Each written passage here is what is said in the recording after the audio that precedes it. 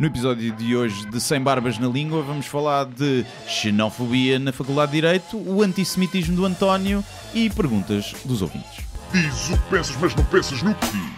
Eu não preciso de ajustar contas absolutamente com ninguém. Para um país mais justo, para um país mais pobre, perdão. Deus existe dentro de nós. Quando as pessoas não acreditam em Deus, não, Deus existe dentro de nós. Ser exigente, não sermos piegas. Ser exigente, não sermos piegas. Mãe, olha, tu sabes fazer ténis. Ela fez 4, mas não sabe fazer ténis. Não sabe fazer ténis. Ai, que informação dramática. Sem Barbas na Língua, um podcast de Guilherme Duarte e Hugo Gonçalves. E cá estamos, não é? Primavera, já sentes o verão aí a espreitar? Eu já tenho, ainda apanhei algum bom tempo, tive por tomar, estava bom tempo durante o dia e depois aqui tem estado, dá para andar de t-shirt ao sol. Sim. À sombra está frio. Mas estás doente? Estou um bocado, ontem comecei a ficar com tosse. Quem esteve comigo em tomar, o Nuno está doente, está de gripe, está com febre, portanto eu não sei se não estou em vias de chocar alguma coisa. Já a semana passada estavas a chocar, já há muito tempo, ainda não fiquei doente. Eu acho que isto, inevitavelmente, vai acabar em SIDA ou cancro, tu sabes isso, não é? Certeza, já me estou a preparar, já para a quimio, porque pronto, é isto. E ainda por cima depois estou com tosse e o que é que eu penso? Vou fumar um cigarrinho para ver se isto passa. Não funciona. Não tem funcionado. Os ensaios clínicos que eu ando a fazer, o tabaco não é bom para a tosse. Olha, eu vou usar a tua experiência como conhecedor da comédia para te falar de duas questões. Uma aconteceu comigo esta manhã, que tenho uns novos vizinhos, é um casal de sul-africanos. E xenófobo, racista. Achas que eles são brancos ou pretos? Acho que são brancos. Tu moras numa zona fina. E vivem em África do Sul, mas ele tem ascendentes portugueses e compraram cá um apartamento para virem cá passar temporadas. Muito simpáticos, conversámos nas escadas e tal, e hoje encontrei-o, ele e ao cunhado. São simpáticos só porque não são negros, é isso que estás a dizer? É isso que estás a dizer? São simpáticos só porque não são negros. E encontrei ele e o cunhado no café. E estamos a falar e... Falam português ou inglês? Não, falam inglês. E a determinada altura eu perguntei, vocês são irmãos, que eles eram muito parecidos. E eles disseram, não, somos cunhados. E eu disse, pois, para mim os loiros de olhos azuis estão todos iguais. Sim. E depois lembrei-me que havia toda uma carga racial, porque eles são sul-africanos, não é? Sim. E não pensei nisso quando disse. Obviamente que é uma referência àquela forma de racismo que é os negros são todos iguais para os brancos, não é? E os asiáticos também. Sim. É um bocado... e só depois é que se calhar isto pode ferir alguma suscetibilidade. E eles levaram a mal? Não, ou fingiram que não perceberam. Acho que não. Sim. Ou então pensaram, olha o racista como nós. É dos nossos. É um bocado escuro demais para fazer parte da nossa equipa. Aqui não é? o Monhê armado. O raio de Monhê armado em racista. O quê? Acho que não tem nada. Okay. Eu acho que... Mas já viste? Eu não sei se, por exemplo, para os asiáticos, nós somos mais parecidos.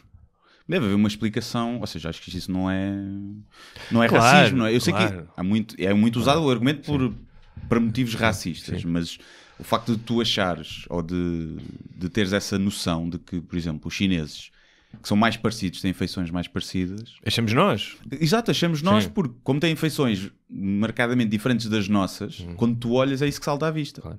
E por falar em vista, é exatamente dos olhos, não é? Ou seja, imagina, se tu vivesses 10 anos na China... Provavelmente essa forma como tu vês as feições, ou seja, tu serias capaz de identificar mais facilmente as pessoas. Sim, como quando, quem não sabe consiga distinguir gêmeos, mas depois te das com eles consegues, claro. Começas a ficar atento a outras características que não são as primeiras que saltam à vista. E, portanto, acho que não é, tu achares isso não é minimamente racista. Quer dizer, não acho que não... Eles provavelmente se calhar pensam mesmo... Depende do contexto. Imagina, vai um polícia e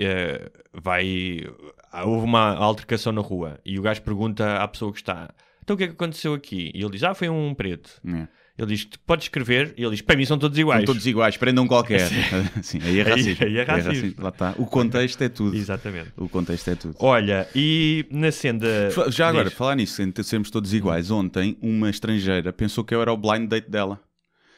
Estava a chegar ali ao pé do Tivoli, ia lá almoçar com uns amigos e vejo, ela estava à espera com o telemóvel na mão, eu vou atravessar a estrada também com o telemóvel na mão. Eu olhei para ela, olhou para mim, sorriu. Não, afinal, então não se mostrou desiludida. Não sei se... Mostrou-se desiludida depois quando chegou o date real dela.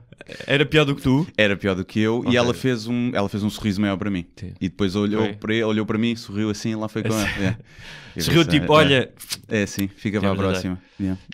Tu achas que ele, de um 0 a 10 ele era um quê? De um 0 a 10? De 0 a 10 ele era um quê? Era mais velho, também logo por aí. Não era um gajo feio, mas já tinha o cabelo todo quase branco. Apesar de ser novo. George Clooney também tem o cabelo quase todo branco, não é? Sim, mas eu acho que ela queria mais um latino de cabelo escuro ainda. Estás a ver? Ela estava mais... O que tu depreendeste só dessa interação, não é? Estava. Sim, não, eu vi tudo, percebi tudo. Porque ela depois, eu parei ao lado dela e ela olhava para mim, sorria, olhava para o telemóvel. E depois o gajo chegou, tinha barba também, mas não tinha... Não tinha a tua pinta. Deve ter usado fotos no Tinder antigas, enquanto tinha o cabelo... Mas tu estás aí focado com essa cena do cabelo. Acho que isso para certas mulheres não é de todo um impedimento. O quê? O cabelo branco? Sim. Não, claro que não. Até muitas acham que é charmoso. Eu estou a ficar com a minha barba bastante branca. Estou à espera do dia em que elas acham que eu sou charmoso. Estou à espera desse dia. Nunca mais chega. Será que os pelos públicos são a última coisa a ficar branco? É possível, não é? Pode normalmente acontecer. Cabelo e barba, não é? E cai depois, sabias? Sim. Cai. Sim. Eu sei, lá está. Minha namorada trabalha no lar e... quando chega a dizer, a minha namorada vive num lar, então eu sei. É geriátrica e quando chegas a velho já não precisas fazer depilação brasileira. Já aquilo cai. O que deve ser chato no intermédio, porque deves ficar com muitos pelos na boca, não é?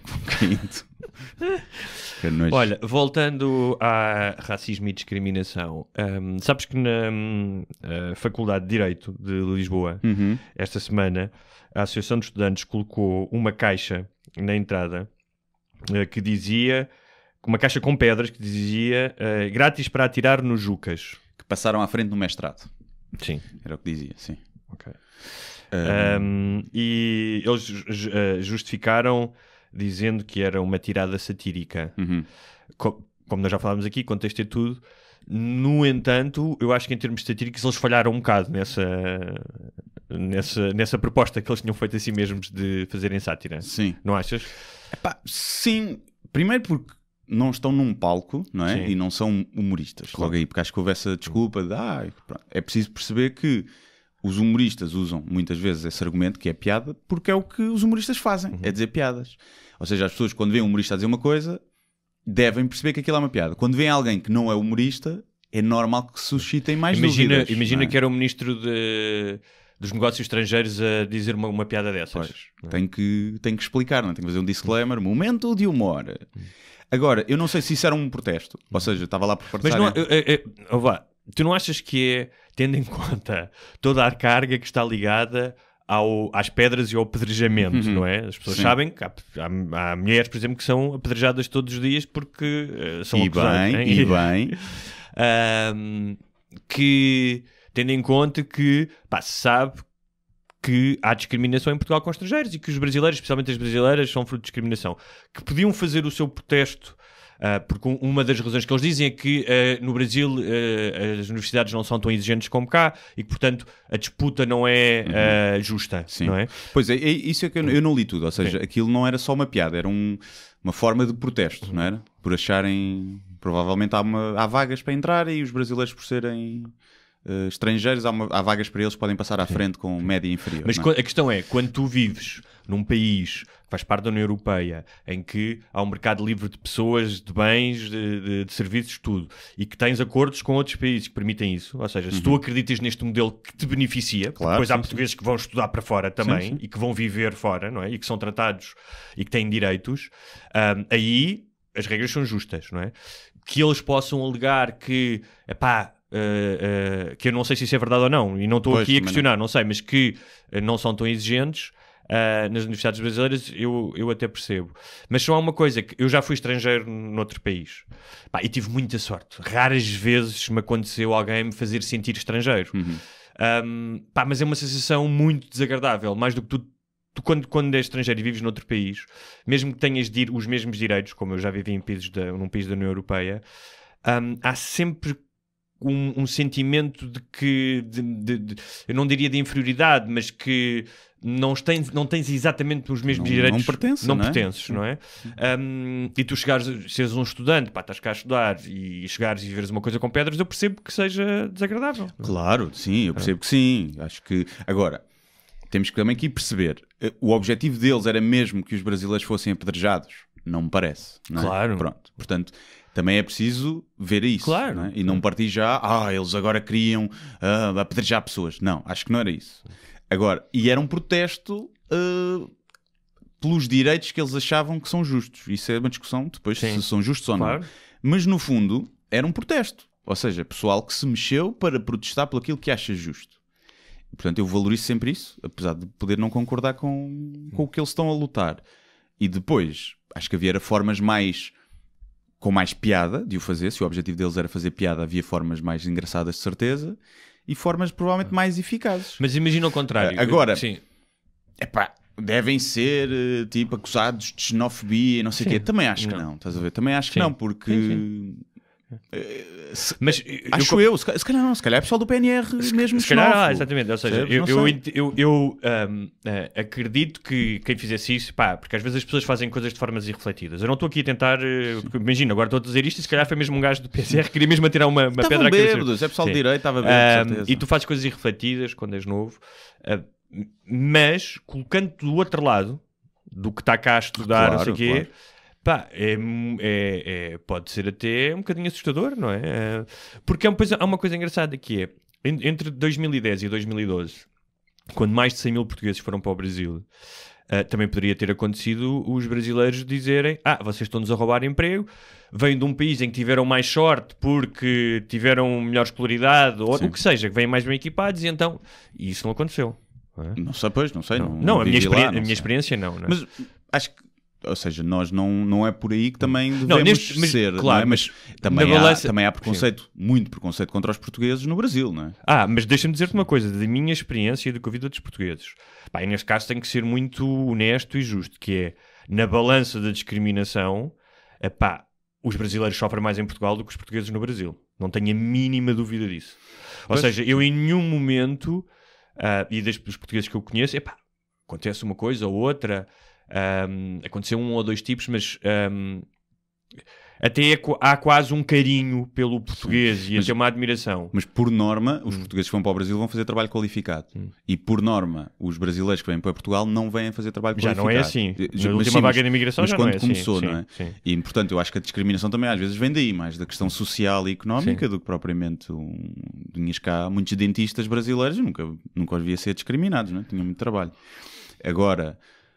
que há uma crispação no meio do somos todos irmãos e um povo irmão, depois há uma crispação. Tu vês isso online, vês isso nos comentários. Sim, os comentários online são horríveis, do YouTube, especialmente, de ambas as partes, são muito... Mas isso, ou seja, más. Estou a dizer isto porque eu tenho vários amigos brasileiros em Lisboa que estão completamente integrados com portugueses e outras nacionalidades, vive toda a gente pacificamente... E adoro essa partilha. As pessoas que nós estamos a falar e as dos comentários são a mesma franja de caca que existe em todo lado e que se manifestam nas redes sociais, que pode ser sobre os brasileiros, pode ser o português a dizer se não fôssemos nós, vocês ainda estavam não sei onde, fomos nós que descobrimos, e o brasileiro a dizer, olha, vossas mulheres têm bigode, exato, roubaram ouro. Mas são os mesmos que a seguir vão insultar o gajo do clube contrário e... E isso que estão a ouvir Roberto Carlos, estás a ver? Sem problema nenhum, estão a ouvir música brasileira. Eles não estão a ouvir português, são os brasileiros. Mas, sim, agora isso, não... Acho que, obviamente, que é bom ter atenção a esse tipo de cena, até porque a xenofobia não é uma coisa fixe, principalmente num país como o nosso, que tem tanta gente lá fora. Sim. Mas também é preciso relativizar e perceber que... que daí à xenofobia ainda vai um passo. Pode ser xenofobia, mas pode não ser. Pode ser só uma tentativa falhada de reivindicar pelo que eles acham que está justo. Pode haver realmente até alguma falha no sistema que está a prejudicar pessoas. Pode haver, não é? Porque estas coisas são modelos que se vão tentando e nem sempre são perfeitos e precisam de ser ajustados. Mas depois é tudo isto, como dizemos, é um contexto. E uma das coisas que eu sei é que há muitas pessoas que estão a vir estudar para cá porque é a única maneira que têm... muitas com bolsas de lá, que estão a acabar também, conheço isso, mas que têm de sair de um país que consideram estar em colapso e um sistema que... ainda agora tive uma amiga minha que vive lá, que é gay, e que ficou à minha casa, e ela diz que o facto de ser gay hoje em dia, não é? No Brasil já era uma preocupação, mas que os crimes e as ofensas contra os gays têm aumentado imenso. Sim. E isso, ou seja, muitas destas pessoas vêm para cá estudar, vêm com certeza estudar, mas também vêm com o desejo, ou seja, não diria que são exilados políticos, mas têm uma motivação com a qual eu consigo empatizar facilmente. Não, e às vezes, sim, ou seja, o facto de tu teres tal como oportunidade... tal como nós fomos para lá, porque muitas pessoas deixaram de ter emprego e... Sim. Não, e às vezes passa só por... Olha, então realmente isto é verdade, as faculdades são menos exigentes aqui no Brasil, então vou estudar para fora, vou sair do meu país, vou sacrificar muito mais a minha vida, a vida se calhar dos meus pais, ou vou ter que ir trabalhar para, estudar, para pagar, para ter uma educação melhor. Ou seja, isso é de valorizar, não é? Pois os outros que estão muitas vezes com os paizinhos é que pagam tudo, não é? Como pagaram a mim, os estudos é que são os gajos que estão aí quando querias ter uma média melhor, estudasses mais, não andasses tanto nos copos, estás a ver? Já não te passavam à frente. E ainda por cima, pessoal de direito, haverá, conheço muita gente de direito e tenho primos que tiraram, mas a Faculdade de Direito de Lisboa, conheço muita gente que andava lá e que se queixava de haver um foco muito grande dentro da comunidade de estudantes de Direito de um conservadorismo muito preocupante, homofobia, de xenofobia, racismo, havia... Muito sapato de vela. Ali muito elitista numas coisas. Será provavelmente uma franja também, mas, portanto, pode vir daí, pode não vir, não sei. Eu também... Imagina, se tu perdes o teu lugar... Eu também, imagina, tu queres entrar para uma cena, tem uma vaga, e tu perdes o teu lugar para alguém que vem de fora e que tu sabes que, imagina o pessoal que comprava notas nos colégios, não é? Para entrar para a faculdade. E tu sabes que aqueles gajos te passaram à frente quando não têm a mesma preparação que tu e sabem muito menos. É chato. Se tu és dos gajos que fica de fora, é chato. Mas, estudasses mais também. Viste aquela cena do colégio onde toda a gente tinha 20 de educação física para subir as médias de entrada na faculdade? Não vi. Toda a gente no décimo primeiro, não sei o que, toda a gente tinha 20 de educação física. Mas eu conheço muita gente na altura que fugiu da escola pública, foi para colégios, pessoal que tinha 10, chegou ao colégio, 12º ano, acabou com a média 18, 19, depois nos exames nacionais tiveram um 10, a cagar-se, e lá entraram na faculdade com a média de 14, estás a ver, 14, 15. E é óbvio que aquilo era... E esses gajos passaram à frente muita gente que andou a estudar mais, não é? Às vezes são buracos aí no sistema. Só para dizer uma coisa, que é no século XX, em 100 anos, mais de 1 milhão de portugueses emigraram para o Brasil. Para um país, que... Mas já não trazem ouro, não é? Desta vez já não trazem ouro. Não, e esses foram para lá já não... No entanto, é curioso, porque acho que é um dos donos das empresas de autocarros no Rio, que são uma máfia e um monopólio, é português. Mas a maioria dos portugueses que ia para lá eram... Eu conheci alguns, não é? Um senhor que me disse que chegou descalço, não tinha sapatos. Era uma gente que ia trabalhar, que ia trabalhar em padarias, em serviços, em o que fosse. Sim, emigrares, quando tens que emigrar por força, deve ser uma coisa terrível, não é? Eu conheço algumas pessoas que vieram para cá, que estavam no Brasil, que estavam numa situação classe média, que tinham os seus trabalhos e não sei o quê, e que com a crise económica e política vieram para cá e tiveram que dar um passo atrás. Sim, eu conheci um condutor do Uber, não sei se também era verdade o que ele estava a dizer ou não, porque os brasileiros mentem muito. Ele lá tinha um ordenado, ele disse que cá veio a algumas entrevistas e foi a nós e fez a entrevista e perguntaram-lhe o salário que ele ganhava no Brasil e disseram: esse salário aqui é de diretor, portanto não dá. E o gajo foi... Sim, também porque o custo de vida lá comprou um carro e era condutor do Uber. Mas estava a tentar, porque ele disse, mas nada paga a segurança. O que ele diz, eu pagava 1.000 euros, o equivalente a 1.000 euros por mês para o colégio das minhas filhas, cada uma, e o ensino era muito pior do que aqui na escola pública, nas aulas estão aqui no Porto. Sabes que isso... E que a segurança, pá, que nada pagava aquilo, desde que houvesse dinheiro para comer e para não passar dificuldades, que tudo valia mais do que o dinheiro para teres que estar em carros blindados, quase. Mas é engraçado, não é? Que se tu hoje em dia perguntares à maioria das pessoas uma opinião sobre o que aconteceu aos judeus durante a Segunda Guerra Mundial, não falo sequer do Holocausto, mas daqueles que conseguiram fugir e que tiveram que atravessar a Europa a pé e que foram perseguidos, eu acho que a maioria das pessoas mostrariam uma enorme empatia, não é? Por isso, não é? Porque nem que seja por todos os filmes que já viram sobre o Holocausto. Mas é muito curioso porque aquilo que aconteceu a esses refugiados, estamos a falar de centenas de milhares, muitos deles passaram por Lisboa, é muito parecido com o que aconteceu com os sírios, por exemplo, ou outros refugiados vindo da África, ou, de outra maneira, não é comparável, mas com os brasileiros agora, mas não é comparável em termos de perseguição, mas no sentido em que têm que se adaptar. E nos anos 40, em Portugal, quando vieram para cá, tipo, pessoas que eram de classe média, alguns eram médicos, advogados, não podiam trabalhar oficialmente em Portugal. Podiam estar cá até sair, mas não podiam trabalhar. O governo do Estado Novo não lhes dava vistos de trabalho. Então tiveram que improvisar. Tipo, faziam bolos para vender para fora, faziam pão. Houve um gajo que, pela primeira vez, uns judeus búlgaros que introduziram um iogurte em Portugal. Até aos anos 40 não havia iogurte em Portugal. Um tipo que trouxe, importava ursinhos de peluche, que também não havia até aos anos 40. E essas pessoas tiveram que se desembardar porque... E é curioso porque na altura, não em Portugal não havia antissemitismo, mas a forma como os judeus eram olhados era de uma forma tão vil como muita gente olha para os sírios agora. Era tipo, isto é... claro. Sim.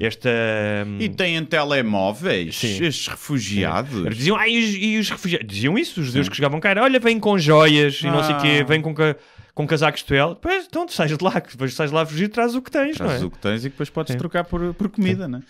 Mas, lá está esse sentimento parvo de pertença. Isto é nosso. Não é nosso, isto não é nosso. Somos todos imigrantes, no fundo, não é? Nenhum de nós... Viemos todos da África, logo a primeira, e andámos aí a colonizar e normalmente não foi pacífico, não é? E desde que as pessoas venham e respeitem as regras, eu também não acho que é a bandalheira. Isto é de todos e vem para aí um gajo com regras ultrapassadas lá do Médio Oriente que acha que debater nas mulheres na praça pública, a gente temos que respeitar as opiniões. Não, isso não. Ou seja, agora, desde que respeites as regras que estão cá, vem e fixe. Acho que a multiculturalidade tem coisas más, obviamente, porque há crispação. Mas tem coisas boas, a comida, as pessoas, a mistura, a música. Eu no domingo fui dar um passeio de moto pela cidade, que eu gosto de fazer isso às vezes. Fui até quase à Expo e voltei. Ainda vais à Expo? Ainda vais à Expo? Eu vou à Parte das Nações já. E uma das coisas que gostei de ver foi, não estou a falar sequer dos turistas, mas tu vês pessoas que vivem cá, tipo, passei pela Moraria, e passei pelo Rossio e havia um encontro de sikhs. Que para quem não sabe trabalham na SIC. Para quem não sabe, não são muçulmanos, são facilmente identificáveis os homens porque são os que usam turbante, mas que já são constantemente vítimas de islamofobia porque mas são do hindu? Não, é uma religião diferente, são chiques. É totalmente diferente, não é? Do Islão, sim. Sim, mas não é um... Mas é mais na Índia que são, ou não? Não é na Índia? Sim, na Índia, mas no Paquistão também. No Paquistão, sim. Porque aquilo, ou seja, Índia e Paquistão, porque aquilo foi dividido à régua e esquadro pela Inglaterra. E eles ainda estão ali, só não se mataram, estão muito perto uns dos outros. Já se mataram. Sim, mas com nucleares, com bombas nucleares é só porque são vizinhos. Era muito engraçado, porque não sei se aquilo era o Dia Nacional ou se era algum feriado religioso. Mas as mulheres com os charis e os gajos com os turbantes, eu acho isso positivo. E é o que tu dizes, que é a Europa... porque já não é só Portugal, tem um conceito de civilização que foi apurado ao longo de séculos desde o Iluminismo. E que nós achamos, e eu considero isso, que é a forma, com todos os defeitos que tem, mas até hoje, desde que há civilização humana, para mim é a forma mais sofisticada e mais equilibrada para se estar vivo. Menos à altura na Grécia que havia orgias, que era normal. Eu acho que aí, com crianças. Eu acho que aí era o mais sofisticado. E como tal, nós acreditamos nisso, as pessoas são bem-vindas, podem praticar a sua religião, desde que os seus hábitos, desde que eles não entrem em confronto com o nosso Código Penal e com a nossa Constituição e com aquilo que nós achamos que deve tipo excisão feminina, não. Pois, não dá, até porque está a estragar para os outros também, não é só para eles. Mas olha, já que estamos a falar disto, este fim de semana houve mais um ataque, desta vez a uma sinagoga, não é? Mesquita, igreja, sinagoga. Já não está ninguém de fora. Mesquita no... Os Jogos Sem Fronteiras, nós falámos do disso. terrorismo. Mesquita na Nova Zelândia, igrejas no Sri Lanka e sinagoga agora. A sinagoga foi onde? Foi nos Estados Unidos, na Califórnia. Sim. Se passou um bocado ao lado, acho. Vi só os headlines. E isto foi um tipo que supostamente é um supremacista branco, não é? Que diz que se sentiu inspirado. Só há supremacistas brancos, não é? Não se diz um supremacista negro. Também há, mas não se diz. Não. Supremacista castanho. Não é? Supremacista gaja. Supremacista açoriano. Sim. Era um tipo que diz que já tinha, acho que já tinha tentado disparar sobre uma mesquita, e que diz que se sentiu inspirado, ou seja, revoltado depois dos ataques. Inspirado, quer dizer, aos ataques às mesquitas. E isto vem ao encontro daquilo que nós falámos a semana passada e de uma mensagem que nos mandaram, já não sei se foi no YouTube ou onde é que foi, em que alguém nos corrigia e dizia que os ataques no Sri Lanka não eram uma resposta aos ataques da mesquita de Christchurch, porque isto tinha sido dito por políticos, autoridades, não sei, porque era um plano demasiado organizado para ter sido em tão pouco tempo. No entanto, feita a correção, se assim é... Mas foi um investigador do FBI que nos veio corrigir? Foi? Não sei. Um investigador? No entanto, isso, ou seja, esta questão não implica que não pudesse ter sido. Porquê? Eu estive a ler e a ouvir umas coisas recentemente sobre o ISIS. Eles têm uma revista que se chama Dabiq. Não, mas é uma revista tipo a New Yorker, estás a ver, com textos altamente bem escritos e fundamentados. Tipo, não é... Será que tem a coluna tipo o que é para fazer hoje? O que é para fazer hoje? Sábado à noite, o que fazer? Crucificar crianças, não é? Apedrejamento da Cátia às 10 na Praça Central. Um workshop de faça bombas caseiras, não é? Faça você mesmo. Mas, ou seja, há um propósito de fazer uma revista. A revista, acho que até o design é de qualidade. Aliás, como toda a propaganda deles na net. Está muito bem filmada, as captações. E eles tinham um artigo, isto foi comentado pelo Sam Harris, que explicavam, um artigo longuíssimo, um ensaio que explicavam, era Why we fight you and why we hate you. Porque é que vos combatemos e odiamos. E a lista, mais do que tudo, tem a ver com algo que está no Corão, que também pode estar na Bíblia, mas que é a total anulação do outro, não é? Ou seja, de uma forma muito simples e prosaica, é: se não estás connosco, estás contra nós.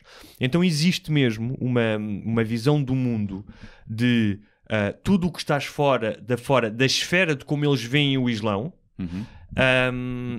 Tu vais para o inferno, mereces ser morto. E a única o objetivo deles é claramente converter o mundo inteiro. Se tu leres o Corão, nós falámos disso a semana passada, realmente... Converteste? És do Estado Islâmico neste momento? Não. Imagina, agora chegavas aqui e dizes: olha, eu estive a ler. Estive a ler e afinal, sim. E faz sentido. E uma das histórias que aquilo era escrito por uma mulher da Finlândia que tinha ido para o Estado Islâmico. Podem escrever as gajas. E está muito evoluído o Estado Islâmico. E o que ela dizia, falava: sim, realmente aqui temos mais adversidades, a vida é mais dura, mas estamos a fazer o trabalho do Senhor. E o momento mais alto desse trabalho foi quando o meu filho morreu num bombardeamento, e morreu como mártir, morreu em nome da causa. O que acontece é que quando tu acreditas numa coisa que é suportada por tal poder divino, que justifica tudo o que tu fazes, isso é uma forma não só fanática de ir pela vida, mas de te desresponsabilizar. Ou seja, tu não tens que enfrentar cada momento, cada adversidade, cada conflito com o bom senso, mas eu tenho as costas quentes, portanto vale tudo. E isso é perigosíssimo. Mas isso é na guerra. Os soldados americanos que morreram no Vietnã ou no Iraque também são heróis, não é? São relembrados como heróis, e foram guerras que não faziam sentido. Então a do Iraque, que foi com pressupostos falsos. Mas dizer é que a maioria dos soldados americanos, muitos até foram lutar contra, não iam toldados pela ideia de que estavam a fazer algo que ia ser premiado por um Deus e que estavam a fazer o trabalho de Deus. Esse é que é o perigo. Era premiado, quase, a entidade pátria, percebes? É quase. Mas assim, tu deste um mau exemplo de uma guerra, porque a guerra do Vietnã trouxe enormes protestos nos Estados Unidos e muitas daquelas pessoas não queriam estar lá, foram recrutadas à força. Sim, mas havia aqueles que estavam lá. Havia os maluquinhos, tipo, claro, vamos combater o comunismo, sim. E no Iraque igual, e quando morrem. Mas são... é que aqui é, mas neste caso é, quem acredita nisto, no Estado Islâmico, não há cinzentos, não há lá um gajo que é mais ou menos dissidente, percebes? Sim. Não há isso. E o facto de o Sam Harris diz que é este miúdo que morreu, não é? Que para ela é o... Ou seja, ela estava a celebrar a morte de um filho. Pá, e de um filho que podia, se tivesse ficado na Finlândia, podia ter tido uma vida muito mais preenchida para ele e para os outros. Sim. Podia ser médico, podia ser... Boas gajas na Finlândia, boas gajas. E isto para dizer o quê? Que aquele nosso ouvinte, mesmo que a motivação não tenha sido de Christchurch, isso não quer dizer nada, porque nesta listagem de motivos que eles explicavam porque é que nós vos odiamos e combatemos, não é? E que diziam que os ocidentais eram todos uns sodomitas e que vão todos para o inferno e que vão ser todos escravizados, havia uma parte que dizia, sim, vocês são culpados do colonialismo, de desarranjarem o Médio Oriente, de matar, de nos bombardearem. No entanto, mesmo que isso não tivesse acontecido, sim, e vocês nunca tivessem posto aqui o pé, nós íamos atrás de vocês, porque vocês vivem fora da esfera de Deus e não podem viver assim. Vinham como? Vinham como? De cavalo? De carroça? E aqui é que está o perigo, que depois, nós falámos dos Jogos Sem Fronteiras da religião, que parece que estão é que depois um maluquinho, quando eu digo maluquinho não quero utilizar esta palavra porque há muitas pessoas chãs, utilizar, não é? Sim. Porque este é outra coisa que é, isto é muito apelativo, ou seja, esta ideia de que tu fazes parte de um grupo que está protegido por Deus, que estás a fazer tudo o que tu faças, estás a fazer em nome de Deus, especialmente para os homens e os homens mais novos, em que tu chegas lá, podes ter escravas sexuais, não é? As que não são muçulmanas. Podes ter várias mulheres. Estás a brincar com armas, não é? Com o tipo jogo de computador. Por isso é que muitos gajos são radicalizados, os que vão da Europa online, não é? Sim. Há um apelo muito grande na romantização deste estilo de vida. Percebes? Eu gostava de lhes provar, que não há. Estás a ver? Acho que devia haver aí qualquer forma de... Eu tenho a teoria do holograma. Acho que era fixe. Aparece o holograma lá de Maomé ou de Alá. Uma coisa bem feita. Uma coisa que eles pensassem mesmo, voltou à Terra. E depois dizer, meus burros da merda. Estás a ver? Não, mas sim, tu sabes que eles iam encontrar milhões de explicações. E outra era, conseguires matar e ressuscitar pessoas. Sabes? E matavas um, ressuscitavas e então, as virgens. Não vi nada, não me lembro nada. Pois, olha aqui o vídeo. Estiveste morto durante um ano. Mas não pinaste virgens, mas não? Então vá. O que é curioso e triste é que parece que o elemento mais forte desta visão do mundo é a anulação do outro. Ou seja, é uma incrível incapacidade de conviver com a diferença, que é, tu gostas de viver assim, bebes álcool, gostas de ter sexo com várias pessoas. Eles têm uma opção com os sodomitas. Estão sempre a falar dos sodomistas. Pois, não sei o que é que e isso é... Eu lembro uma vez um padre que fez parte das conversações de paz da Irlanda do Norte. E nunca me esqueci da frase dele que era... para tu começares a falar de paz, nunca te podes sentar à mesa das conversações e a primeira palavra ser não. Negares logo o outro. Sim. E faz sentido. Ou seja, quando a tua principal motivação para aquilo que queres é o não, é anular o outro, nada de bom pode vir daí. Era matá-los. Era matá-los. Mas depois isto espevita o era matá-los, mas de gajos que acreditam no era matá-los, não é? Como tu dizes aqui.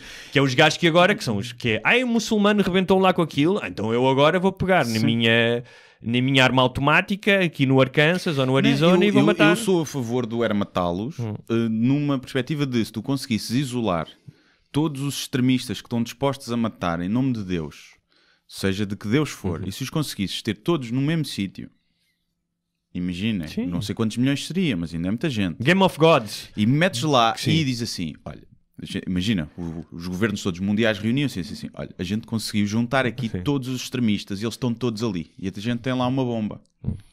E são 2 milhões de pessoas. Alguns não tiveram culpa, nasceram ali, foram brainwashed, isso tudo. Mas se a gente primir isto, eles morrem todos e o extremismo religioso acaba. Eu dizia, siga. Mas pronto, vamos tentar ganhar alguma coisa com isso, que é, encontras um sítio com bonito, onde tu possas fazer bonitas batalhas, não é? E fazes uma espécie de, em vez de ser um Game of Thrones, é um Game of Gods. Mas reality show. Vais acompanhando os gajos, não é? Durante uma semana acompanhas o Mohammed, que se vai explodir, depois acompanhas o John Butterfly, que é que tem uma suástica tatuada na testa. Sim. E filmavas aquilo e tornava... E o dinheiro das audiências ajudavas... O Carlin tinha ajudavas os cheguinhos. Essa teoria. O Carlin tinha essa teoria, mas não era com os extremistas religiosos, era pedófilos e violadores e não sei o quê. E pá, eu acho que sim, mas eu... Lá está, eu aí... Pá, eu não tinha... Eu não dizia, pera, isto em termos éticos e filosóficos, agora vamos matar aqui 10 milhões de pessoas.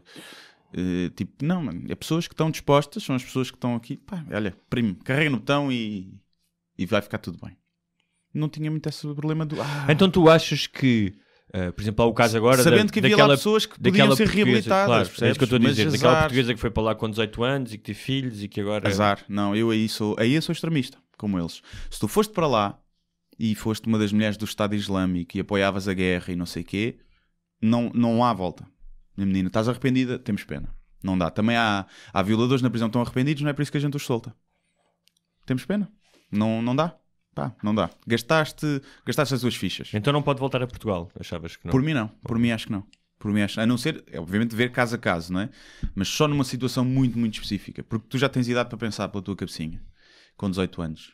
E se tu decides ir para lá e apoiar esta guerra, e no cima estás aqui em Portugal, percebes? Ou estás num país ocidental, tu percebes o que é que está a acontecer. Não estás lá, não és radicalizado lá, tens pouco acesso à informação e não sei o quê. E se tu decides isso, ir para lá e apoiar aquela guerra, pá, acabou. Gastaste as tuas fichas. Apostaste mal, pá. Apostaste no lado que está a perder e não dá para voltar. Não ser... As crianças, os filhos, isso aí é que já é o... Não é? Os filhos que ela teve. Lá. De onde é que vão? Mas por outro lado, é para quantas crianças morrem à fome todos os dias. Não anda preocupado, ninguém anda preocupado com elas, não é?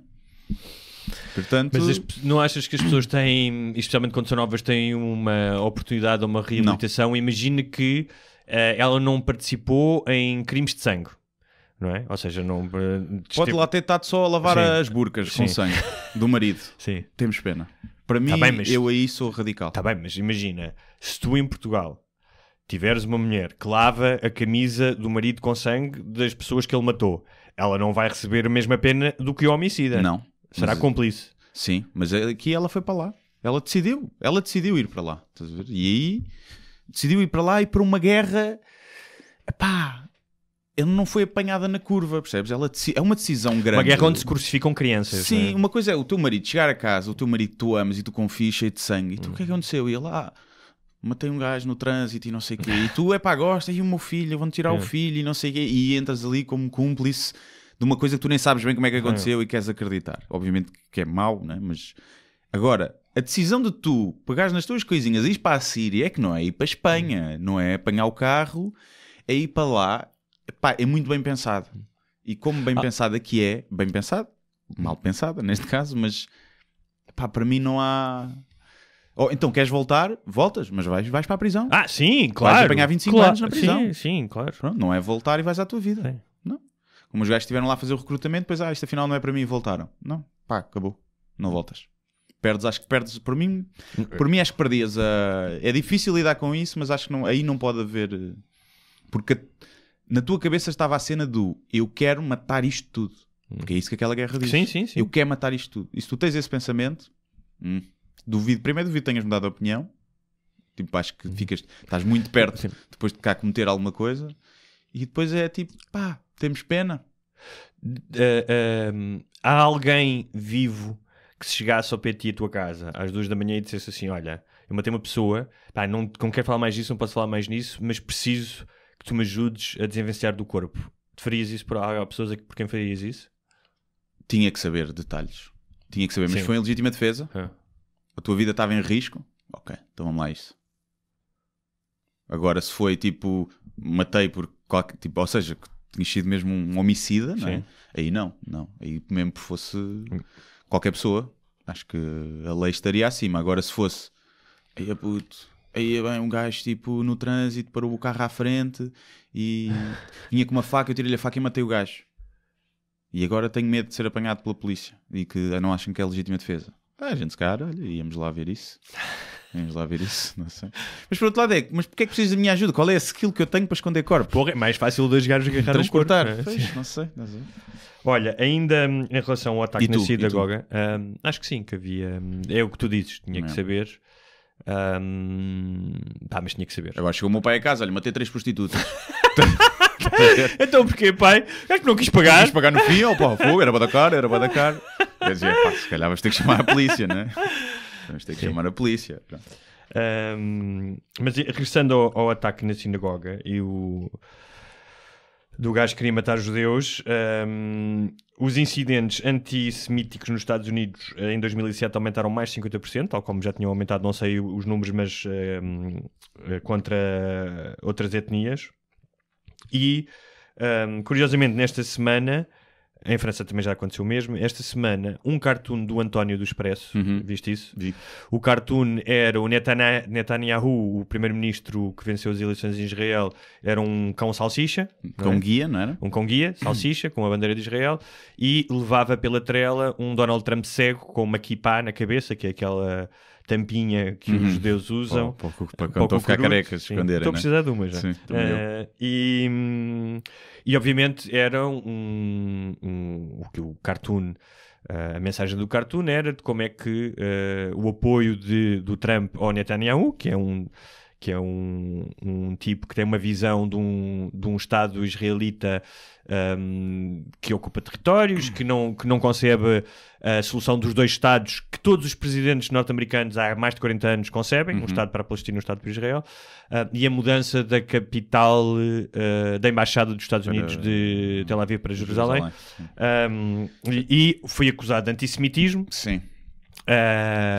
Porque o jornal pediu desculpa. O cartoon foi comprado pelo New York Times, não é? Porque estes cartoons depois são o que eles chamam de syndication, não é? Que têm agentes e tu vês aquilo. E foi publicado na edição internacional do New York Times. O New York Times pediu desculpa, que eu acho um absurdo. Sim. Porque confundir crítica e sátira política com antissemitismo são coisas completamente diferentes. Uma coisa era se o cartoon estivesse a dizer os judeus são inferiores, os judeus são responsáveis pelos males do mundo, os judeus merecem ser castigados, o que seja. Outra coisa é tu falares de uma política de um Estado e o Estado de Israel, obviamente que a maioria dos habitantes do Estado de Israel são judeus, mas há milhões de judeus que não acreditam nesta solução, não é? Sim, e não só. Sim. E ali a crítica estava direcionada a um judeu em particular. Sim. Não é? Está bem que pode estar a personificar. E que mais do que o judeu era. Ou seja, ele não estava a criticar ele estava a ser criticado pelas políticas enquanto primeiro-ministro, não é enquanto judeu. Sim, o primeiro-ministro, não é? E então tinha isso. Ou seja, o jornal de pedir desculpa, acho inacreditável. Mas o jornal não é gerido por judeus. Sim. Pois. Mas a questão é: estamos num período de antissemitismo. Tudo bem. Mas estamos. Nos Estados Unidos, sim. Eu acabei de dizer aqueles números em que os ataques antissemitas aumentaram 50%. Está bem, mas são números não coisa. Os judeus faz-me alguma confusão. Não é confusão os judeus, mas porque acho que são o único grupo ostracizado e que já sofreu que é privilegiado, não é? Os judeus, por norma, os bairros de lata não estão cheios de judeus, não é? Sim. Os judeus são uma classe privilegiada. Aliás, o antissemitismo surge não por as pessoas se acharem superiores aos judeus, mas pelo contrário. Não. Obviamente que sim, na Segunda Guerra. Não, sim. Exatamente. Não é? Mas não sei se não era mascarado. Eu acho que era um sentido de inferioridade, que era estes gajos controlam muita coisa, estás a ver? Têm melhores nos negócios, a riqueza está muito ali. Mas havia muitos, ou seja, há essa narrativa do judeu banqueiro e do judeu de sucesso. No leste da Europa, na Polónia, na Ucrânia, havia milhões, ou seja, havia gente que era pobre, Sim, que vivia na miséria, sabes? Sim, mas não foi daí que nasceu, não é? O antissemitismo, pelo menos mas pensava, nasceu um bocadinho por acharem que eles controlavam as coisas. O antissemitismo na Europa existe claro, mais antigo, muito sim. anterior ao mais alemão, ou recente, seja, antes do genocídio da Segunda Guerra Mundial, já tinha havido massacres na Alemanha e na Polónia com judeus, não é? Ou seja, durante toda a Idade Média, os judeus foram massacrados pela Europa. Não tinham nada que matar Cristo. Não tinham nada que matar Cristo, percebes? Sim.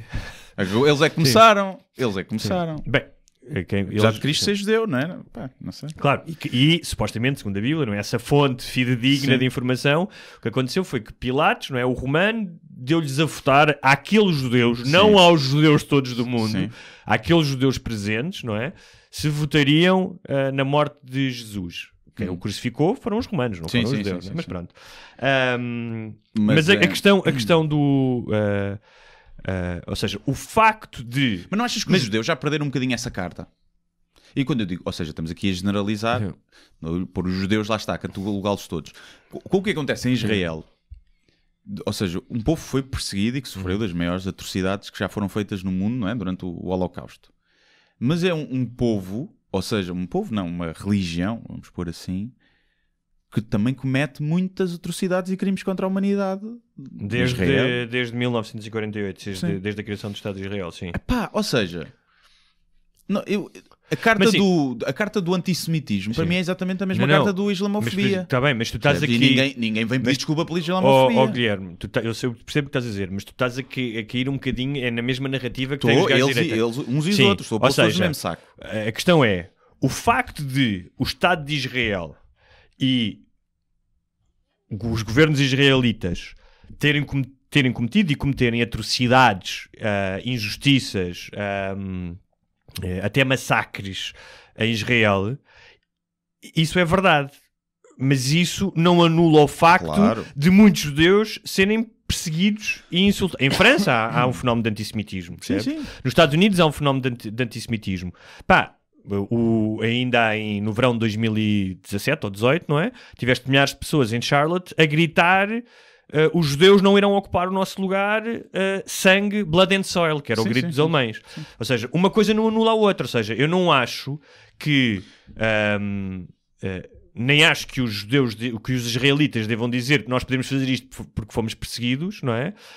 E as pessoas que são realmente, os judeus que são realmente perseguidos onde quer que seja, não se justifica a sua perseguição porque em Israel há gajos que cometem as atrocidades. Mas eu não estou a dizer isso relativamente às atrocidades. Estou a dizer, o New York Times dificilmente viria pedir desculpa se o cartoon fosse acusado de blasfemar o profeta. Viria pela questão da politicamente correta, porque eles agem... Pediram desculpa pelo... Não sei se foi lá que saiu da Serena Williams. Sim, não sei. Já não sei se foi lá. Mas nesse aspecto eu acho que eles até são politicamente corretos. Agora, eu percebo o que estás a dizer. Pode haver outras motivações por trás, há acionistas judeus, há um jornal... Não estou a dizer que não. Mas porque eu acho grave. Ou seja, eu acho que o jornal teria que ter esclarecido e dizer...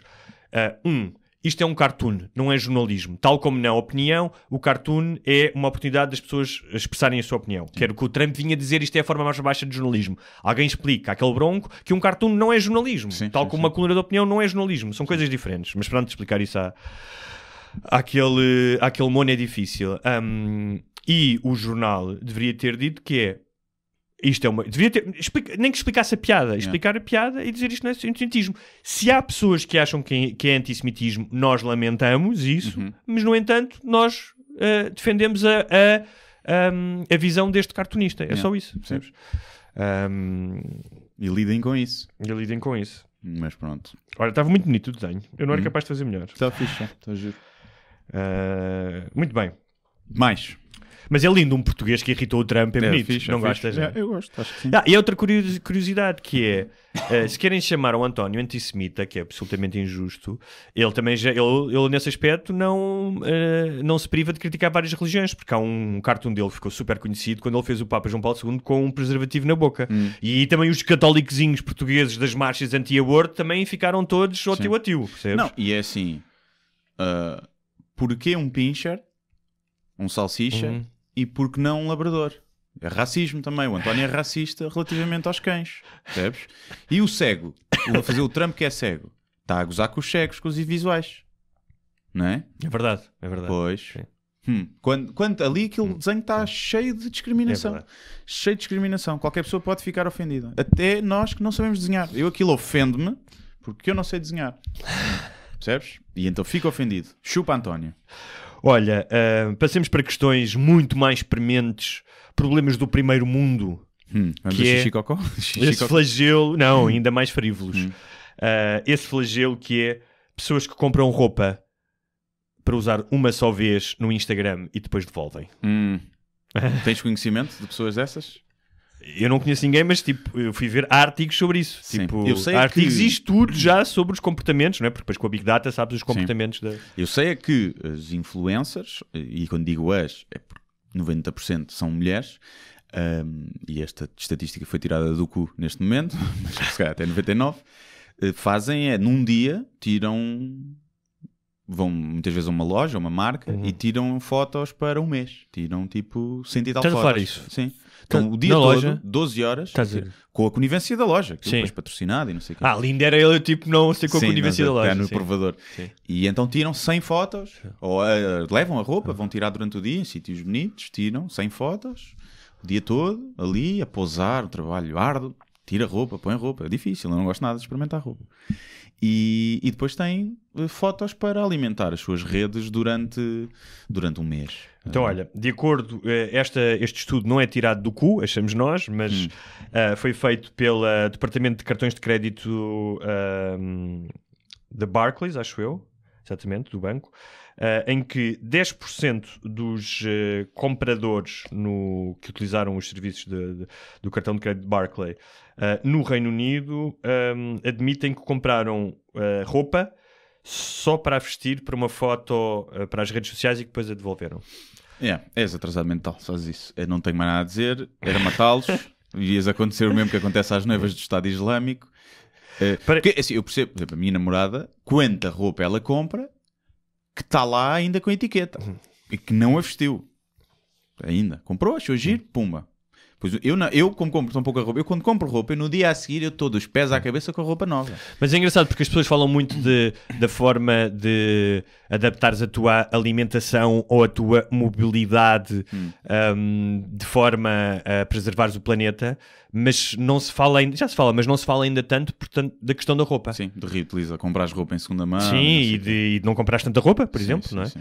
Eu garanto que faço menos lixo do que... Bem, eu em roupa não faço lixo nenhum, então. Eu compro roupa... Pessoas que...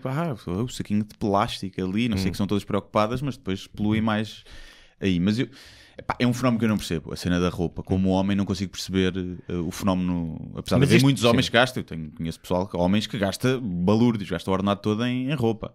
Mas é mais raro, não é? É mais as mulheres, até porque há muito mais escolha para as mulheres. Tu vais a uma loja grande, o cantinho dos homens, da roupa dos homens é 20 metros quadrados, o das mulheres é 2 pisos, não é? Sim. Portanto, há muito menos escolha para os homens, logo aí é normal que se compre menos. Há menos tentação também, mas não percebo esse fenómeno. Pá, mas uma coisa é o fenómeno. Agora, não, comprar só para tirar foto. Pronto. Epá, mas parece que existe uma espécie de. Há uma série de patologias a nascer. Não viste a cena de. Há um jato, podes alugar um jato.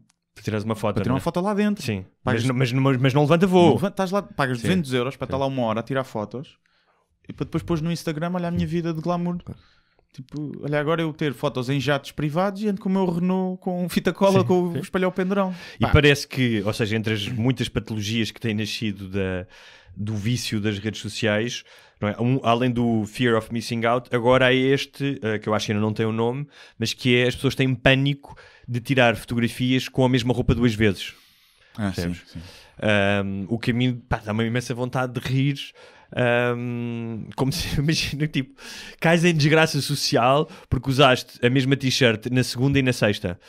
Eu, como normalmente utilizo muitas t-shirts brancas, estou tramado, não é? Também eu às vezes no vídeo aqui do podcast eu estou sempre igual. Estou sempre igual, parece que foi filmado tudo no mesmo dia. Eu não tenho muita. A roupa que eu uso estou 15 em 15 dias, repito. Mas a questão não há outra hipótese. Se tu gostas de roupa e para ti é importante vestires, é uma cena que tu gostas, como poderias gostar de cozinhar, tudo bem. Se isso é porque achas que aos olhos dos outros tu vais parecer mais interessante, se é apenas uma questão de pavonear-te, então és um cretino. Não, ainda se for pavonear na rua, ainda percebo. Porque lá está, tens mais confiança, sentes-te melhor. Agora, pavonear nas redes sociais, para teres likes, isso é... Pá, não consigo perceber. Mas isso, eu não consigo perceber as pessoas que têm um Instagram em que a vida delas é férias. Pá, e não é. Pois estão no metro, estão no trabalho, estão no call center, estão na merda. Sim. Mas tu vais ao Instagram e todos os dias são fotos de praia e brunches e isso e não sei o quê. Pá, e isso custa-me a perceber, porque não é... Qual é o interesse? Tu tens uma rede social onde tu expões a tua vida e onde partilhas a tua vida com outros, quando tu estás a partilhar uma coisa falsa. Ou seja... Não, mas a questão aqui é, tipo, tu não estás a enganar ninguém. Ou seja, a esta hora do campeonato... Não, enganas. Sim, mas... Enganas. Achas que ainda há pessoas... Enganas. Pois... Há muita estupidez neste mundo. Enganas, o pessoal olha, tipo, olha, foi este gajo tem uma vida fixe. Epá, ou seja, tu estás-te a tentar enganar a ti. Estás a tentar... Às vezes é um escape, se calhar. Imagina, não gostas da tua vida, mas o teu tu trabalho é uma no engano, merda. E isso tu pagas a fatura, não é? Aquela história que eu já contei aqui mais de uma vez, daquela casal de lésbicas, daquela mãe que adotaram 6 crianças africanas e ela encenava fotos de... cenários perfeitos familiares e depois os miúdos eram abusados em casa, não é? Pois. Ou seja, depois o fosso entre o teu falhanço e aquilo que tu projetas é cada vez maior e vais pagar isso, mais tarde ou mais cedo vais pagar. Não sei. Acho que há 2 razões, não é, para esse fenómeno. Um deles é essa cultura de para os outros, mas em muitos casos, e quando começa a ser, eu quero ser influencer. E eu quero... Tu andas no Instagram e vês uma série de fotos patrocinadas de perfis normais, pessoais. Imagina, eu patrocino uma foto quando? Quando é um bilhete para vender, estás a ver? Eu só patrocino para chegar a mais gente, quando é o meu livro. Para chegar a mais gente, pronto. Sim, aquela gente patrocina fotos normais, sim, na rua, a tomar café, alguém que tem 100 seguidores, sim, e está a meter guita ali para ganhar seguidores. Pessoas que não conhecem de lado nenhum, ou não o conhecem. Para verem a tomar café todos os dias. Para verem a tomar café, numa esperança de ganhar seguidores e de ser influencer. Epá, e a cena é, se tu queres ser influencer, tu tens de ter coisas para dizer. Sim. Ou coisas para mostrar, ou um carisma diferente, ou uma abordagem diferente. Epá, se tu queres ser um manequim, as pessoas vão à loja ver a roupa, não é? E custa-me a perceber isso. E depois a prostituição que existe nas marcas, que é... fazem publicidade falsa, que é uma coisa gira, que é, tens 3 tipos de influenciadores, não é? Que é aqueles que recebem produtos e fazem publicidade só pelos produtos, não é? E olha isto que me enviaram, e pronto, que já é prostituição, um bocadinho, pá, se tu te vendes por 10 euros um creme Hollywood para o cu, para não estar assado, pá. Depois tens o outro, que são os que são pagos para falar das marcas, e depois tens os outros que são os mais deprimentes, que é os que vão comprar ao supermercado o creme ou o shampoo, e depois fazem publicidade tagando a marca para ver se pinga alguma coisa. E são a maioria. Epá, isso é o mais deprimente que existe. É o mais deprimente. Tu estás a transformar, lá está, o pessoal que usa o logo gigante da Levi's, que paga para ser um outdoor publicitário. Numa esperança de que alguém lhes dê atenção um dia. Eu acho que há mais dignidade em bater punhetas por 10 euros num parque de estacionamento. Pois há. Ao menos são boas punhetas. Podes ser a maior punheteira ou o melhor punheteiro de... Ao menos o teu trabalho é teu, não é? O teu trabalho é teu. Sujas as mãos, literalmente. E isto é um fenómeno... É uma bolha que vai arrebentar, porque tu tens uma série de influenciadores que têm 100 e tal, 200 mil no Instagram... Epá, é que daqui a um ano vão desaparecer completamente. Olha, porque não tem nada de novo para dar. Depois não quer dizer que não haja quem faça esse trabalho porque se tu compras um catálogo ou as marcas fazem um catálogo para tu veres, faz sentido tu estás no Instagram e se for o que tu queres ver, olha, estas pessoas que eu acho que têm um estilo fixe, que roupa é que elas estão a usar, quais é que são as novidades da coleção desta marca, faz-me sentido, não tenho nada contra isso. Agora, não precisamos de 500 mil influencers todas vestidas de igual. E algumas feias, que é tipo, não, se és modelo feia de Instagram, não faz muito sentido. Funny, sim, feias e... Tu já reparaste que eu acho que para ser apresentador na CMTV tens que ter um certo grau de parolice e de feiura. Há um tipo que parece Mefistófeles, tem uma pera que já não se usa desde 1992. Tem uma voz, não condiz com a cara, não é? E depois aquilo tem tudo um ar, não sei se é de propósito, ou se é só falta de orçamento. Tem um ar sabujo. As roupas delas, os cabelos mal penteados, a maquilhagem. A luz, é muito brilhante. A luz, percebes? Foram à Moviflor comprar tipo escravaninhas do quarto de criança para estarem ali sentados. O futre, no outro dia, eu estou a dizer isto porque estive a ver um bocado. Mas o futre é normal. O futre, alguém tem que dizer que ele está tuberculoso, ele está doente, que o homem não está bem, sabes? Ele tem uma cor de pele que ele não pode estar bem. Foram muitos anos a meter químicos no corpo. Mas também já reparei nisso, tem ali um bocadinho. Mas de vez em quando há umas pivôs jeitosas. Não vejo com assiduidade o que aquele eu vi. jeitoso que está vestida para ir para o casamento do Toy, estás a ver? Está assim. É assim esse jeitoso. Que é tipo, tu olhas jeitosa, a fugir o pé para o chinelo, né? Sim, ali um jeitosa, mas precisava de um absolute makeover. Precisava de um banhinho e lavada enxuta. Olha, o que é que tínhamos mais para falar hoje? Não, muito rapidamente. Temos aí perguntas dos patronos? Temos. Não, muito rapidamente sobre as eleições espanholas, não vou entrar em detalhe. O Vox ou não. Era uma das perguntas dos patronos. Então, eu não vi isso, vi que estava lá na lista, mas era o quê? Foi um vídeo? Então deixamos para a pergunta dos patronos. Está bem? Então quis já, os patronos? Está bem, pode ser. Já estamos com uma horita. Temos aqui, é tipo as mais... Que isto não é temas, não é sugestões de temas, é perguntas. Deixa cá ver. Enquanto estás à procura, vou-te só dizer isto. Da semana passada, acho que era o ouvinte Luís Marques, tinha-me mandado um link, por causa de um artigo que eu já tinha lido no The Guardian, sobre um livro do Ian McEwan, que é um escritor inglês bastante conhecido, que escreveu um livro de uma realidade alternativa, passada nos anos 80, mas que já existia...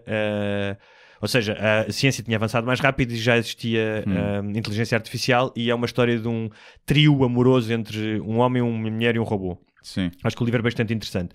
E o artigo, mais do que tudo, era sobre como é que há uma certa petulância da designada literatura com os géneros literários, porque o Ian McEwan disse que aquilo não era ficção científica. E o Luís Marques dizia-me o que é que eu achava disso. Eu acho que, independentemente dos géneros, há bons livros e maus livros. Portanto, há o que eles chamam ficção científica ou policiais que dão 10 a 0, porque são literatura, que dão 10 a 0 a livros de alegadamente que são literatura. Portanto, para mim isso não é uma distinção, mas percebo que para alguns autores haja uma certa sobranceria. Curiosamente, essa sobranceria, eles diziam no artigo, começou no final do século XIX, quando os autores dos romances góticos, como a Mary Shelley, que escreveu Frankenstein, começaram a vender tanto que os outros autores da literatura tradicional ficaram com inveja, então criou-se ali um estigmazinho. Mas achas que pode haver um bom livro de autoajuda? Como eu a entendo, acho difícil. Não. Sim. Então vamos às perguntas dos patronos. Gonçalo Diamond Val, um patrono sempre atento. Qual a vossa opinião do cinema português? O que acham do novo filme Solum, realizado por Diogo Morgado e o seu irmão? Não sei qual é o filme. Portanto, não posso opinar. O que eu sei é que o cinema português peca numa... Já falámos aqui, acho que foi quando o Gel teve cá, falámos bastante disso. Peca numa coisa que é o marketing. Tem péssimo marketing, péssimos trailers e normalmente péssimos... os que vendem mais têm um bocadinho de qualidade duvidosa, não é? São mais comerciais. Mas ainda não vi, por exemplo, quero ver o Diamantino. Sim. Parece-me um filme bom, mas já ouvi dizer que é mau. Sim. Há aqui várias questões, que é uma, é que Portugal é o único país da Europa onde o cinema nacional não é o número 2 no número de assistências. Ou seja, em Espanha é cinema americano, espanhol. Em França é cinema americano, francês. Em Portugal é o único que não é assim. O português não é o segundo. Qual é o segundo? Espanhol? Espanhol, sim. Portanto, há claramente uma separação do público do cinema português. Temos... Também há muito menos filmes a ser feitos, não é? A Espanha faz 250 filmes por ano, Portugal faz 15. Portanto, logo aí é difícil ser depois, o segundo, não é? Desde há décadas, escolheu-se um modelo que é... Em Portugal é muito difícil tu fazeres filmes sem o auxílio do Estado, sem o ICA. É mesmo difícil. Não há investidores, não há mercado. Não. Os investidores não veem, não se interessam por fazer cinema. Como tal, a maioria dos governos do Ministério da Cultura, as diretivas, seja por lobby, seja por escolha política, para atribuir os subsídios aos filmes para serem feitos, é um cinema que eles acham, que é o chamado cinema de autor, sendo que cinema de autor para mim é tudo, ou seja, o Martin Scorsese faz cinema de autor, são filmes feitos à imagem dele, ou o David Fincher. Mas esse cinema que é um cinema lírico, hermético, muitas vezes, para mim, mau, mas que é o que eles acham que vai fazer o nome do cinema português lá fora em festivais, e a verdade é que nós somos o único país também da Europa em que nunca ganhou uma Palma de Ouro em Cannes. Nunca ganhamos? Não, nada? acho que não. Já ganhamos prémios, não é? Sim, mas num Palma de Ouro, ou acho que nunca ganhamos sequer, ou um dos grandes festivais, Veneza, Berlim e Cannes, acho que nunca ganhamos. Ou se ganhamos foi uma vez, mas acho que não. E o que é que acontece? Tu ou tens o cinema telenovela, estou a falar do que é cinema muito, muito comercial no mau sentido, que tenta piscar o olho à força ao público para ir ver, ou tens tens este segmento em que normalmente são sempre os mesmos a ganhar o ICA, depois há ali os amiguinhos dos amiguinhos, o sistema de subsídios também não é o melhor, e não há o meio, ou seja, bom cinema narrativo, que chama as pessoas com boas histórias, não existe, porque não tem financiamento no privado e porque o ICA não o privilegia. Então tens aqui um buraco, tens dois extremos, que ao fim e ao cabo é uma espécie de um espelho do país, que é ou é a alta pseudocultura ou então é novela. Sim, depois tens os filhos de pais ricos que foram tirar cinema e que depois conseguem fazer um filme, não é? É muito difícil de fazeres um filme, lá está. Se não tiveres apoios, como é que tu fazes um filme? Sim. Não há... No por cima, como sabes que o retorno vai ser pouco, não podes hipotecar a casa para fazer um filme porque achas que vai ser um sucesso de bilheteira, porque provavelmente vai correr mal, não é? Sim. E então não sei se haverá algum dia próximo em que seremos nomeados para um Oscar, por exemplo. Acredito que vai acontecer se calhar mais facilmente um português ser nomeado para um Oscar por um argumento que escreve para um filme de Hollywood do que um filme português ser nomeado para o Oscar de melhor filme estrangeiro. Acho mais possível contar, porque acho que temos bons argumentos, ainda assim, acho que vão aparecendo filmes que têm boas histórias, não depois contada, mas boas premissas engraçadas. Depois às vezes estamos muito agarrados a cenas mais históricas. E depois há outras coisas que eu também vi, por exemplo, quando fiz a série, que é, se não há indústria de fazer séries e indústria de fazer cinema, a história é das 10 mil horas. Se tu não treinas, não é? E todos nós, som, maquilhagem, argumento, realização, todos beneficiavam se estivessem constantemente a trabalhar, não é? Sim, não sei se algum dia vai... Eu acredito que em breve tínhamos um fenómeno online de alguns putos que decidem fazer um filme bué da low budget em inglês e que fica viral no mundo inteiro. Mas a questão é, mesmo um filme low budget é caro de fazer. Percebes? Sim, pronto, estou a falar mesmo daquele, imagina, o Alexandre Santos, não sei se conheces, um comediante do Porto, fez um filme que era o Estrondo, há uns anos, nos primórdios do YouTube, e aquilo tem 3 milhões de views, em Portugal. E aquilo é a coisa mais amadora que tu podes imaginar, é tipo a vida de um mitra, tipo a fazer uma ganza na discoteca, uma cena meio cómica, e aquilo... Teve mais views, 3 milhões, nenhum filme no cinema tem. Claro. Percebes? E aquilo é uma coisa que gravou-se cá em 2 dias com telemóvel. 3 milhões, quantos é que viram até ao fim? Não sabes? Ainda muita gente. Sim, mas não, é sempre residual esses números. Mas, ou seja, eu acredito que isso possa acontecer numa coisa um bocadinho mais sofisticada, em termos de gravação, e que possa bater na net, se for em inglês, e que possa ser um fenómeno. Mas... nunca vai ser um filme nomeado para prémios, nem que vai impulsionar o cinema português para nada. Vai ser viral. Vai ser viral naquele ano. Sim. E olha os filmes destes portugueses aqui. Pronto. Como tiveste o fenómeno do Ninja das Caldas. Também era uma coisa, nunca viste isso. Não. O do Balas e Bolinhos, se calhar o mais conhecido, não é? Que começou assim amador, que foi um sucesso. Depois quando chegou ao cinema já muito estilizado e muito... perdeu o encanto, que era ser uma cena muito amadora e muito tosca. Mas acredito que possas ter aí algum sucesso de algum pessoal que se manda para fora de pé tentar fazer um filme fixe em inglês para a internet, ou até com a Netflix, possa acontecer um investimento maior e que aconteça como o Dark, que é alemão e que bateu em todo o mundo, não é? E ninguém fala alemão em lado nenhum. Portanto, tu viste... Como é que chama aquele comediante que fez agora um documentário em 3 partes sobre um gajo do Morangos com Açúcar? Não, é 3 partes, não vai ter mais episódios. Sim. Estive ontem com ele, é o Carlos Coutinho Vilhena. Sim. E aquilo está muito bem feito. Mas aquilo é mockumentary? Aquilo é um mockumentary, sim. Aquilo não é verdade, então? Não sei, não vou dizer. Não vou dizer. Mas então, acho que aquilo tem um misto, que não conhece, que veja. Chama-se O Resto da Tua Vida. Eu vi pouco. achei que estava bem feito, comecei a dizer, isto é feito, isto é mockumentary. No final os gajos... Mas isso é o bom do mockumentary, é deixar-te na dúvida, não é? Claro, Sim. mas... e depois houve uma cena, eu achei que das duas uma. Eu ainda não vi o terceiro, só vi os 2 primeiros episódios. Que é, ou aquilo é a fingir, e é o mockumentary, e eu topei, nesse caso... Pá, eu topei ao fim de... Não sei se é, mas topei ao fim de 3 ou 4 minutos. Mas houve uma cena que depois não me apeteceu ver mais, que foi... Eu sei que é uma embirração pessoal, que é... A história é de um tipo que foi vedete de morangos com açúcar durante um verão e que depois foi despedido e que agora entrega pizzas. E em que o tal... como é que ele se chama, sabes? O puto? O Carlos, quem? O puto dos morangos? Sim. Epá, André... O puto dos morangos. João André, acho eu. Não. Vai encontrar-se com o Carlos. E onde é que tens o carro? E ele diz, vim de autocarro. E que não só me pareceu forçado, como a reação dele, coitado de ver de autocarro.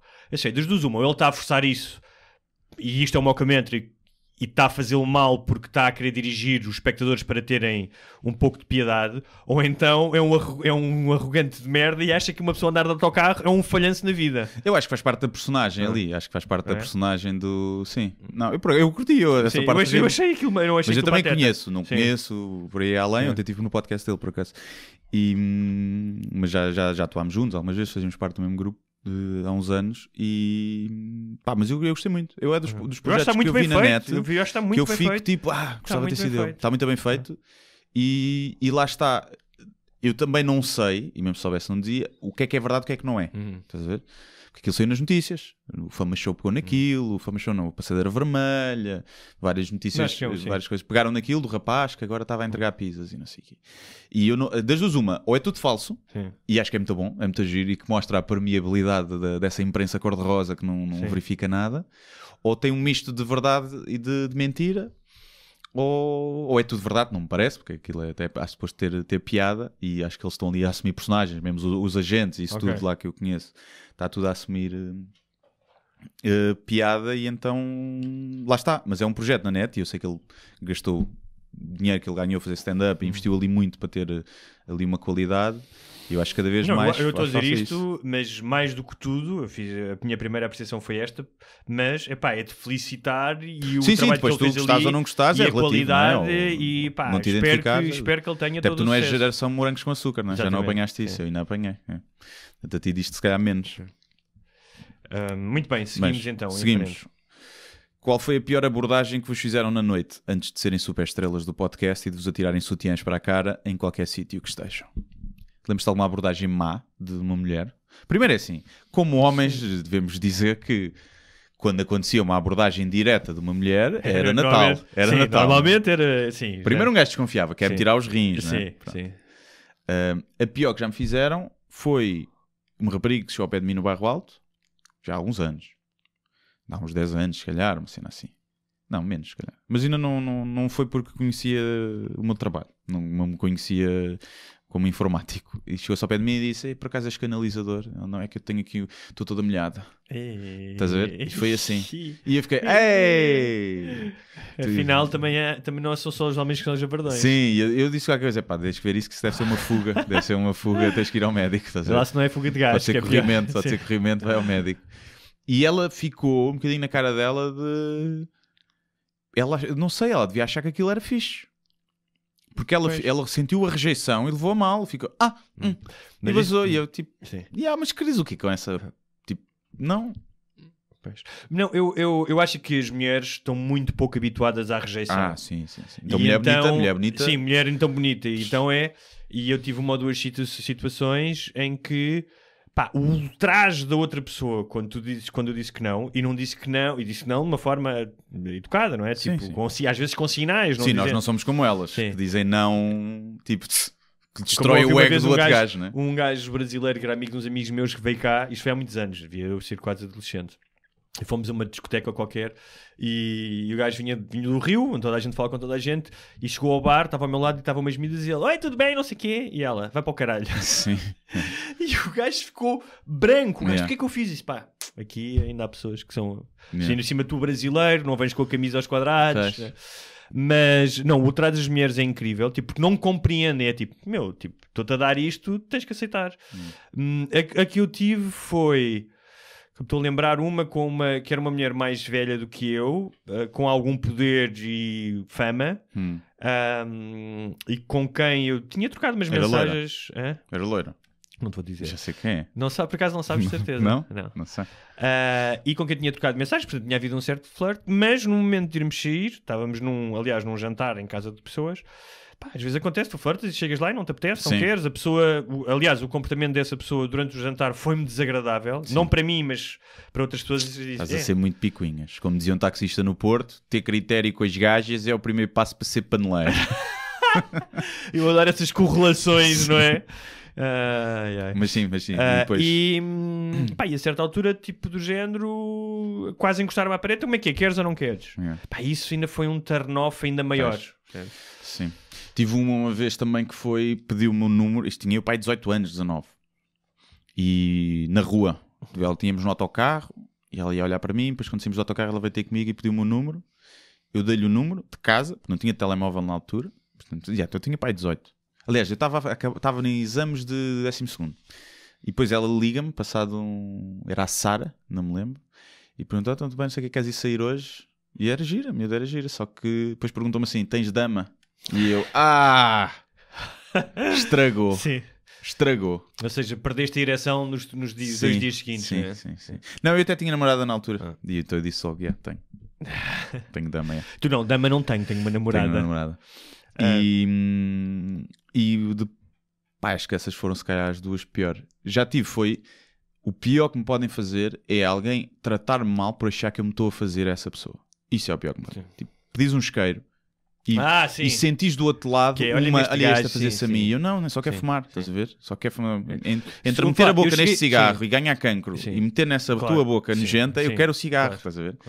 E mas sabe, eu muitas vezes, eu cheguei a fazer isso em discotecas, quando estavam em meios que isso podia acontecer, olhavas para elas e eu esperava às vezes para encontrar um gajo para pedir lume só para não ter que passar por isso. Sim.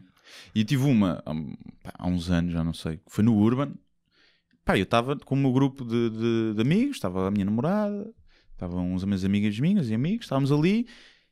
E estávamos ali a dançar, discoteca, apertada a dançar. O que eu faço não é dançar na discoteca, né? Estou ali em movimento, oscilo de um lado para o outro, com os pés no mesmo sítio. E uma rapariga atrás de mim dá-me um encontrão e diz: olha, podes parar de roçar em mim? E é assim, era uma rapariga que eu nunca me roçaria nela. Sim. Fosse solteira há 2 anos e sem sexo. Sim. E eu senti aquilo, estamos aqui, ela quando diz qualquer coisa na mesma é que estou aqui a sentir. E a coisa que me saiu foi disso: olha bem para ti, olha bem para mem. Achas? Sim. Achas mesmo? Tomara tu. E a minha namorada já está com os copos, chega lá, olha para ti e olha para mim, achas que ele precisa de se roçar em ti? Estás a gozar. Bem, e a miúda ficou... Basou. Vocês são horríveis. Sim, destruímos-lhe ali o ego. Sim. E a forma como ela dissesse assim: olha, desculpa, primeiro estás numa discoteca, é normal que as pessoas se toquem, estás a ver? E estávamos costas com costas, ainda por cima, se eu tivesse virado para ela a roçar-lhe a genitália... E que aquilo foi de uma maneira... Tipo, já ela me tinha dado com o cabelo 30 vezes. A fazer aquele movimento que elas fazem, para, tipo, de acasalamento. Sim. De mudar com o cabelo para trás para bater na cara do gajo. E aquela dança de lugares, que é agora vais tu aqui para aqui, agora vou eu para aí. Estás a ver? Como se um gajo não soubesse também esses truques. E depois ela ainda achar aquilo e eu dizer não. E ela ainda continuar, estás-te a roçar em mim. E eu não. E fiquei ofendido mesmo. Porque era feia. Feia. E alguém lhe pôs na cabeça... que algum gajo lhe queria roçar naquela noite. Eu aposto que só o gajo mais bêbado no fim de noite, bem sem nada, é que se lá foi roçar. Era a gaja mais feia que estava na discoteca. Eu uma vez tive quase para levar um chapadão de uma miúda que foi apalpada por um gajo que devia estar perto de mim. Sim, também já me aconteceu. E felizmente a amiga dela tinha visto que não tinha sido eu e falou: não sei o quê. E eu tipo, foda-se. Não, já me aconteceu. Eu apontei para quem era, porque é um bocado tipo o roçar e não sei o que é, agora palpares de mão cheia. O roçar o roçar é horrível, meu. Estás ali a roçar. Se roçares que viste que a outra pessoa também está, quantas vezes tu estás e a rapariga se encosta. Está bem. É ela que se roça. Como dizia um gajo que eu conhecia: olha, lá está ela a encostar o carro à praça. Sim, então quantas? Então é assim que começa. Está bem, mas estou a dizer, como gajo que eu vi, que ela nem olhou para o gajo e já estava ele a encostar o carro à praça, não é? Sim, e elas também às vezes. Porquê? Porque é esse tal joguinho.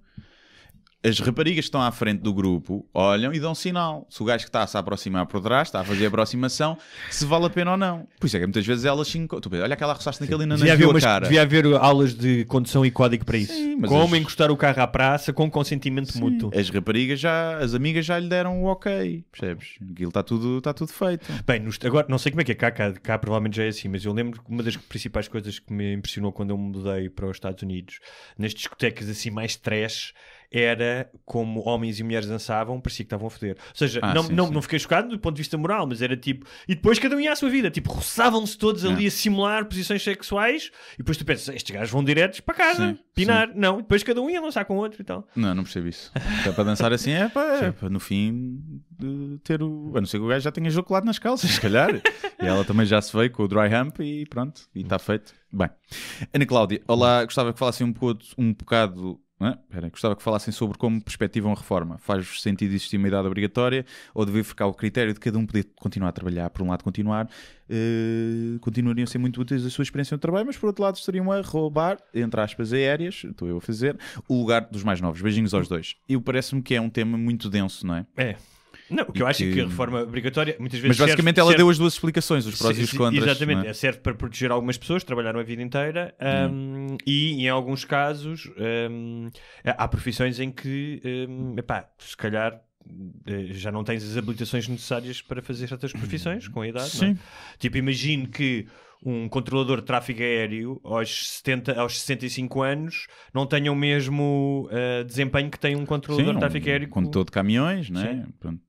Mas até acho que aqui, até mais interessante, ou acrescentando aqui esta discussão, será aquilo que nós já falámos, que é a automatização que vai extinguir. Sim. Ou seja, a nossa reforma vai ser marcada de forma diferente, porque quando nós chegamos à reforma e nós trabalhamos em áreas que provavelmente só deixaremos de trabalhar quando não tivermos dedinhos para escrever, nem voz, nem cabeça para pensar. Provavelmente quando nós nos reformarmos, chegamos à idade da reforma, 60% ou 70% da população não trabalha. Sim. Não é? Porque já os trabalhos são todos automatizados e então... Está tudo a pinar com robôs. Está tudo a pinar com robôs e bem. Desde que o robô consinta. Portanto, se calhar é um tema que podemos voltar até mais tarde, até quando falámos disso, se calhar da automatização e do...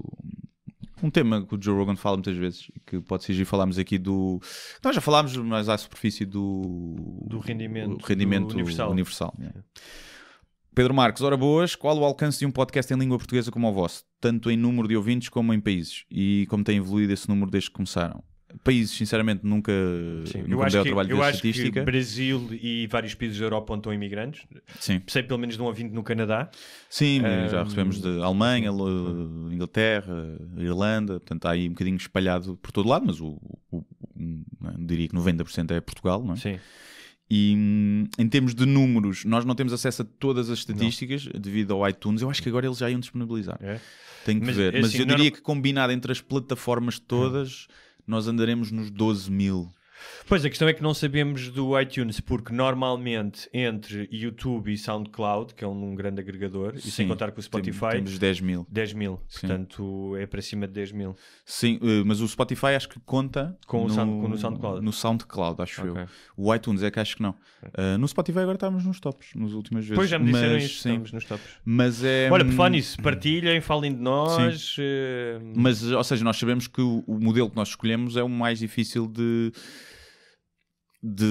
crescer, ou seja, nós quando começámos, vai fazer 2 anos já, não é? Depois tivemos alguns interregnos, principalmente no primeiro ano, mas não éramos tão regulares, não é? Dá um ano para cá somos mais. Mas eu diria que rondava os 3, 4 mil, 5 mil, mas que está relativamente estável. Já há algum tempo que está. Já há algum tempo, sim. Está desde 10 mil para cima, sim. Sim, tem crescido, mas é um crescimento sempre lento. Primeiro porque é raro termos convidados, ou seja, não temos esse boost às vezes de... Por falar nisso, cá para a semana temos um convidado, não posso afirmar aqui, não está certo, mas a partir assim, e vai ser fixe. Mas então não ganhamos essas views com convidados, e depois porque é um formato longo, que as pessoas partilham menos. Porque tu não vais chatear os teus amigos para eles ouvirem uma cena de 2 horas. É mais tipo, só quem já ouve podcasts é que tu vais fidelizando. Mas olha, aqueles que temos têm sido muito fiéis sim. E entusiastas e pronto, estamos cá para isso. Sim. Não, eu pelo menos estou muito satisfeito com os resultados. Também. E é muito giro ver a quantidade de pessoal que fala disso no fim de espetáculos. malta nova. Não, eu pensava, há pouco tempo falámos disso, pensava que o podcast seria mais maioritariamente 30, 40, não é? As nossas idades. Mas muita gente, miúdos que estão, alguns no secundário, muitos na faculdade, nos primeiros anos, a dizer que ouvem quando vão para as aulas ou assim. Muita gente nova a ouvir. Portanto, a juventude não está perdida. Juventude. David Silva, acabei hoje Umbrella Academy e até achei a série engraçada sem ainda ter lido os cómics. Porque é que o Hugo achou uma desgraça aquilo que fizeram na história? Porque os argumentos são péssimos, estão cheios de buracos, estão cheios do que em romantismo chama-se Deus Ex Machina, que é soluções que caem do céu, tipo pessoas a ouvir atrás das portas o que o outro está a dizer, cenas que aparecem sem serem explicadas antes, ou seja, os guiões são muito pouco consistentes. Sim. Portanto, David, o que o Hugo está a dizer é que tu não percebes nada. Não, ouve lá. Quando tu escreves, olhas para a coisa de forma mais técnica. Eu vou dar um exemplo. Há um livro, que eu não vou dizer agora, mas que foi um grande sucesso em Espanha, um policial, vendeu 250 mil, e eu estava curioso para ver. E a imagem inicial do livro é poderosa, eu percebo e tal, mas já à 5ª página aparece-me uma personagem que faz o que nós chamamos de exposição. Explica tudo. Que explica tudo. Isso não só era verosímil, não era verosímil que aquela personagem fizesse aquilo naquela situação, como sempre que tu puderes dramatizar uma coisa, não a expliques, não é? Explicas isso com a ação. Porque estás a chamar estúpido ao... A não ser que sejas o Woody Allen e uses o narrador bem usado. Mas mesmo sim, o narrador dele mas não é tão explicativo, é mais dramático. Mas mesmo o narrador dele, e estamos mesmo a falar de voz off, em alguns filmes é preguiçoso. Por exemplo, no Vicky Cristina Barcelona é preguiçoso, funciona mal. E depois tens filmes em que a voz off funciona de forma incrível, como o Goodfellas, que funciona tudo aos rapazes. No Labirinto do Fauno não tem narrador também? Não sei. Eu tenho ideia que sim, acho que é muito bom. Não tenho certeza nesse. Mas mesmo sem ser narrador, a exposição é como tem o CSI, que é ele foi assassinado por não sei o quê, só pode ser não sei o quê. E não só isso é preguiçoso da parte do escritor, como eu acho que é uma falta de respeito pela inteligência de quem vê ou quem lê. É isso, David. Agora, não quer dizer que não possa ser um bom entretenimento. Sim, mas mesmo assim a Chiclanera, acho que é isto. Bom dia aos dois. Visto este podcast falar essencialmente de mamas, pilas e sexo no geral, têm ouvido os... Sim, só tem... Alguém está a fazer um best-of falta religião aqui no meio. Deixo-vos a pergunta que faltava ao vosso podcast. Quando procuram um vídeo pornográfico para o vosso divertimento, procuram vídeos da Brazzers ou outras grandes empresas semelhantes, onde encontram grandes atrizes, mas muito falsete, ou optam por vídeos mais amadores, com menor qualidade no elenco, mas mais realismo? Já agora, visto ser patrono há um mês e ainda não ter feito perguntas, permitam-me mais uma. Guilherme, depois de concluída a tour, estamos a tratar por você, colocar um especial no YouTube. Gostava muito de assistir, mas como o Guilherme só vai a Londres e Barcelona, fora de Portugal, olha, lá está alguém de Portugal. Um abraço aos dois e continuação. Então esse ouvinte está fora de Portugal, pelo visto. Sim. Portanto, em relação aos vídeos... não vou muito. Eu acho que já o citei aqui. Alguém que eu conheço que diz: eu não me consigo vir em menos de 1080p. Que eu acho que é uma excelente citação. Eu não tenho muito essa. Ainda me consigo vir sem estar em HD. Ok. Mas normalmente eu não vou. É um bocadinho às vezes mais amador, outras vezes mais. Sim, mas eu vou pela atriz mais, percebes? Eu por acaso não. Eu vou pela atriz. Não conheço muitas atrizes. Eu consigo te dizer o nome de 50. Ok. Sabes? E consigo reconhecê-las sem ver a cara. E gosto um certo realismo, não é? Eu sou uma pessoa, mas. Não pode ser... Tem que ter alguma qualidade também. Não pode ser aquele vídeo a abanar. Pode ser com uma torradeira filmado, não é? Em que ela altamente amadora, cheia de pelo. Sim. Também não é? Portanto, acho que é um misto. Depende dos dias, sim. Mas normalmente é um site que tem vários... tem tudo. Sim. Não pago subscrição da Brazzers. Não tenho, até porque é fácil encontrar password na internet e entrar à socapa. Portanto, mas às vezes depende. Por exemplo, há uma atriz que eu gosto mais, que trabalha só nessas grandes indústrias. Pronto, aí vou ver o que é que ela tem andado a fazer de novo. Okay. E fico muito triste quando há uma atriz nova que eu gosto muito e que ela deixa de fazer. Retira-se logo. Havia uma há pouco tempo que eu estava a gostar muito do trabalho dela, achava que tinha muito potencial. Ela fez 4 cenas e desapareceu. E tinha ali muito potencial. Tinha rapariga, tinha bom trabalho. Bom trabalho. E pronto, é isso. E qual é a outra pergunta? Se eu vou disponibilizar no YouTube. Vai depender. Eu desta vez gostava de ganhar algum dinheiro com a gravação. Convinha. Portanto, depende. Está tudo em cima da mesa. Netflix, televisão, YouTube com Patreon, YouTube de Borla com donativos, depois o pessoal dá o que quer. Estão muitas coisas em cima da mesa. Ou seja, se ninguém quiser dar dinheiro por isto, vai de Borla para o YouTube. Sim. Porque gosto de disponibilizar para quem não pôde ir ver e porque acaba por me dar visibilidade. Mas idealmente, até numa questão de posicionamento, era importante que este fosse para uma plataforma, um canal com credibilidade. Sendo que, se for para a Netflix é uma coisa, se fosse para a televisão, eu gostava de manter os direitos digitais para depois pôr no YouTube. Porque senão depois aquilo vai para os players deles e a qualidade sofre e ninguém vê. Mas não sei, ainda não está. Vou gravar em Braga, já agora aproveito para dizer, vai gravar em Braga, Teatro Circo, 11 de maio, dá bilhetes, apareçam. Não levem os amantes, porque vai ser filmado. Paula Garcia, olá Barbaças, eu sei que já falaram dos casos Média e Joana Cipriano, mas gostava muito de vos ouvir falar sobre o que pensam destes mistérios sem solução aparente, em especial o voo 370 da Malaysia Airlines, que muito me intriga. No caso do JP, ainda percebo. Do JP? Da Joana Cipriano? Não. Como é que isto acontece em pleno século XXI e só há teorias absolutamente nenhumas provas concludentes do que se passou? Mas eu acho que são coisas, o desaparecimento das crianças, que nós já falámos aqui longamente num programa e recente, portanto acho que não vamos abordar outra vez. Não sei qual é que é a correlação com o desaparecimento do avião. Sim, ela até se foca mais nisso, que é como é que um monstro de 239 pessoas sem deixar rastro. Como é que desaparece? Primeiro, não sei se ela já viu o tamanho dos oceanos na Terra. A cena é essa, não é? É que quando nós vemos numa fotografiazinha, fazes World Map e metes no Google, parece pequeno, mas 2/3 da Terra são oceanos. Portanto, se um avião cair no meio de um Pacífico, eu não conheço bem o caso, mas ou seja, o facto de algo parecer improvável não significa que tenha que ser explicado com uma teoria da que seja triângulos das Bermudas. Exatamente. Havia a teoria da conspiração que naquele avião, eu vi bastante isso e vi alguns sites credíveis, porque acho que efetivamente iam lá muita gente que estava na investigação de uma cura para o HIV.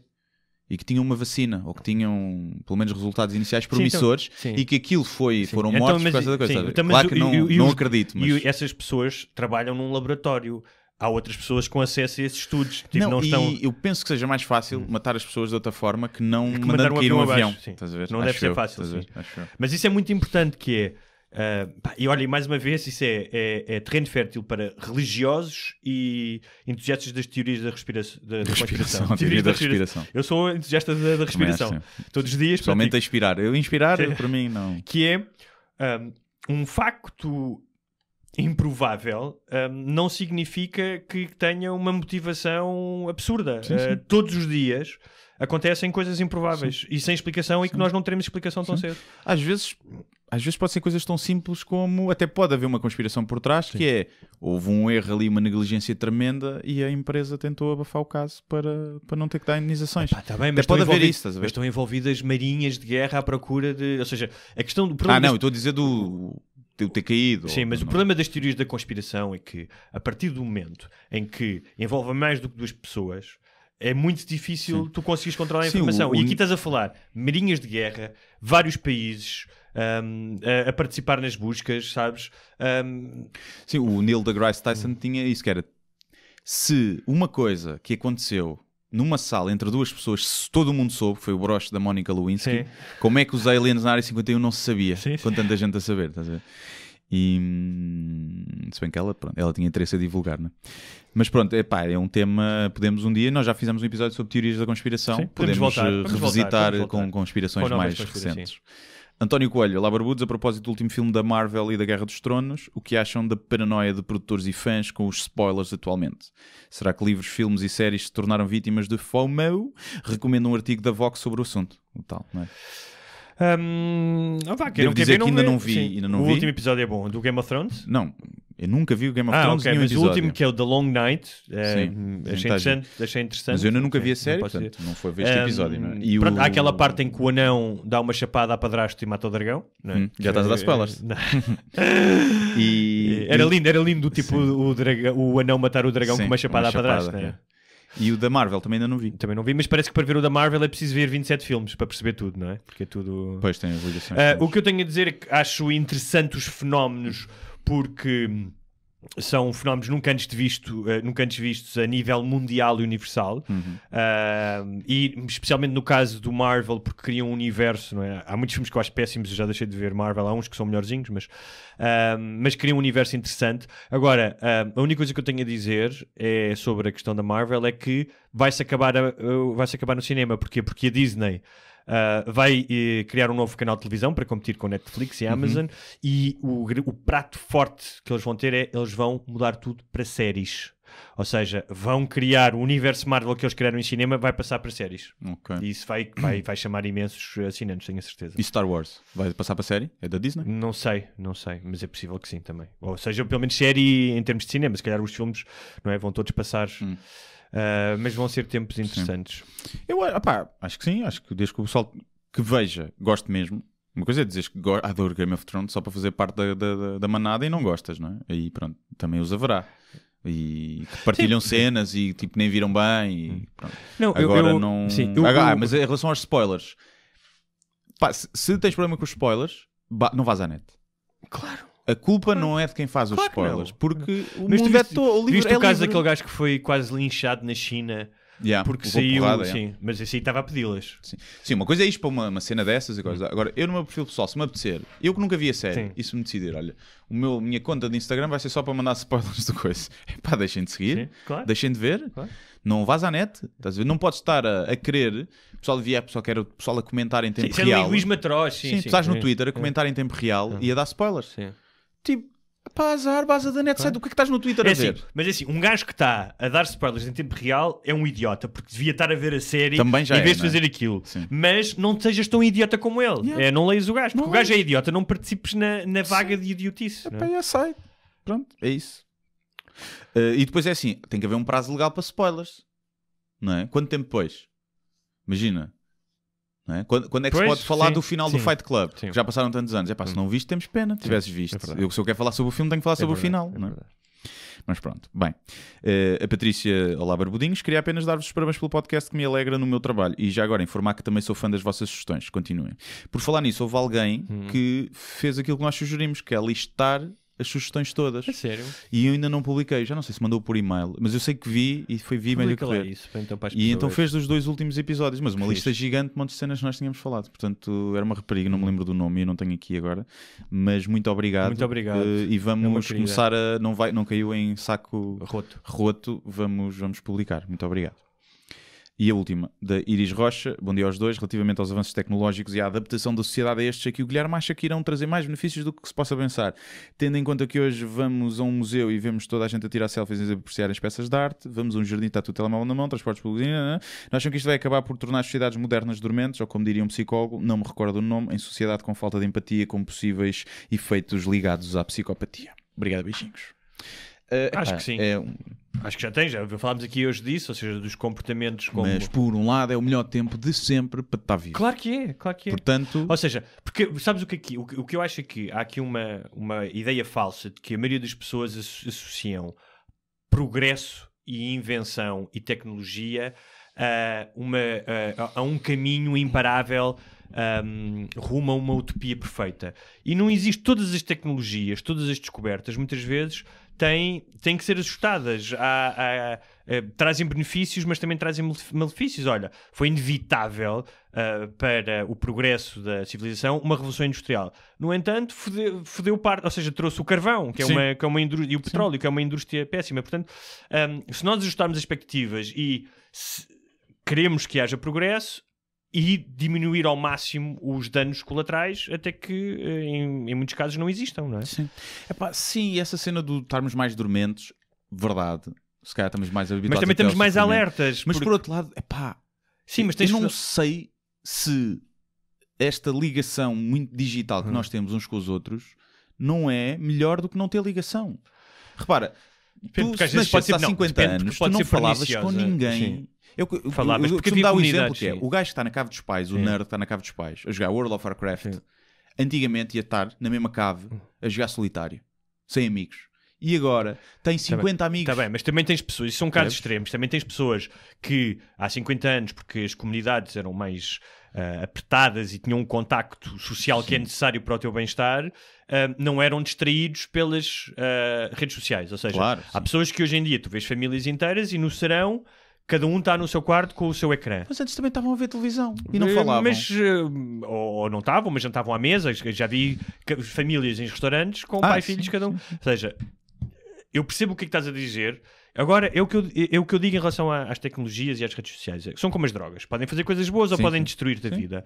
E a questão é, sim, muitas pessoas, em vez de terem interação social, estão a cair nestas patologias dos FOMOs e de comprar uma peça de roupa e de querer parecer e depois criar um grande fosso. Por outro lado, as novas tecnologias também deixam alerta pessoas que são ativistas e querem fazer o bem e que querem ir para a rua quando é preciso, primavera árabe, coisas... fenómenos de ajuda, como agora aconteceu com Moçambique, também te permite estar mais alerta. Portanto, depende e mamas, não é? E mamas. Além das mamas. Mais mamas e cus. Tu imagina o que era, ires alguém que vivia nos anos, sei lá, 20 ou antes ainda, e dizer assim, no futuro, a gente tem aqui uma cena na mão e que tu podes fazer scroll, uma cena que se chama Instagram, e vês cus, vês fios dentais, vês biquinis de gajas, mas são prostitutas. Não. São mulheres normais. Mas já tinha de explicar o que era um fio dental e um biquíni, isto não é? é normal. E ele perguntou, o que é que se passa aí com o cu dela, que está todo saído, as cuecas estão todas para dentro. E ele ia ficar bem. O futuro deve ser uma maravilha.